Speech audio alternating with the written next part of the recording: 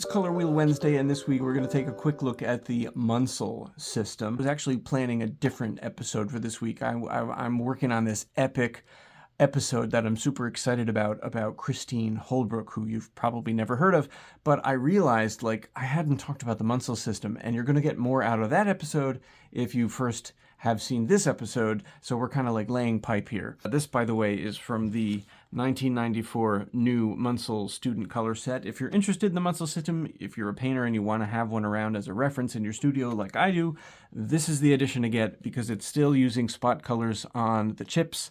The newer editions use CMYK. The gamut is more limited. The colors aren't as accurate. I don't even know why they bothered to publish it.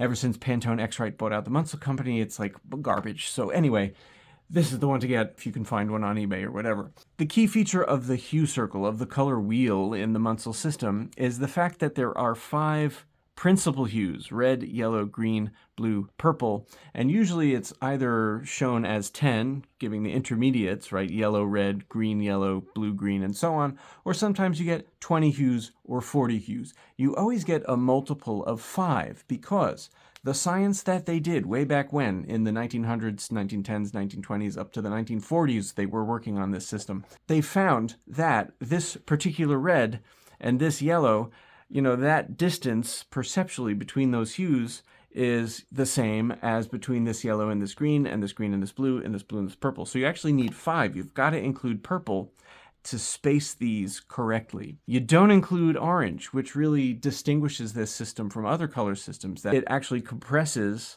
red, orange, yellow into one little part of the wheel rather than putting it like red, yellow, blue and stretching out the oranges and yellow oranges like a lot of other color wheels do. Here's another fun representation of it. This is the color plate from Webster's Third International Dictionary. It was prepared by Dorothy Nickerson, who was with the Munsell Company since the 1920s and a key figure in the history of the Munsell system. She did all the math for the Munsell renotations in 1943. One of my color science heroes. Anyway, she put this together. You see again 1, 2, 3, 4, 5 principal hues, 10 hues on the circle.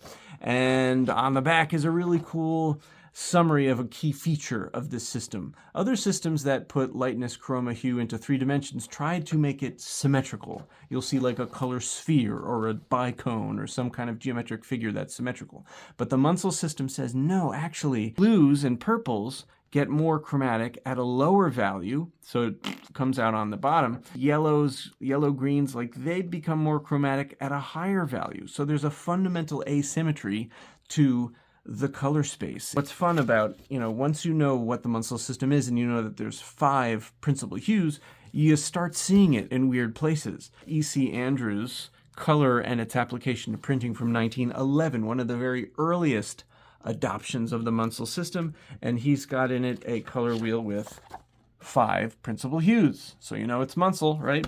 Another good example, Shigenobu Kobayashi's Book of Colors, a great book, by the way, on color schemes and color characters in design, but his hue system is also based on Munsell. If we count these up, let's see what happens. 1, 2, 3, 4, 5, 6, 7, 8, 9, 10, 11, 12, 13, 14, 15, 16, 17, 18, 19, 20 divisible by 5. We've got a Munsell-based hue circle. There are a number of painting teachers today who use Munsell system, like Bob Burridge, whose goof-proof color wheel has 1, 2, 3, 4, 5 principal hues. Finally, you'll also see the Munsell system pop up in scientific and technical contexts, like this beautiful color aerial photography manual from the 1960s, which includes this actually quite unique take on the Munsell hue circuit. You see it looks like an octagon. It's got 8 sides, but don't let that fool you into thinking there are 8 principal hues here.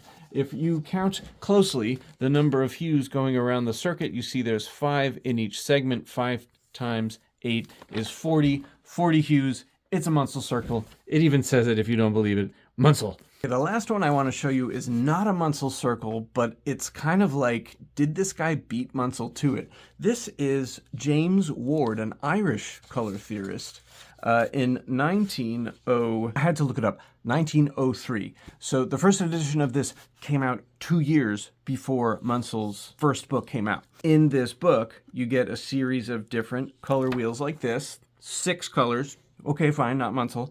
But then you get, yeah, that's the one, 10 hues. You've got these visual or perceptual complementary pairs, because this guy is deciding his complementary pairs based on spinning disk mixture, just like Munsell was doing in the beginning. So using the same method, very interestingly, he comes up with basically the same wheel as Munsell did and published it 2 years before him.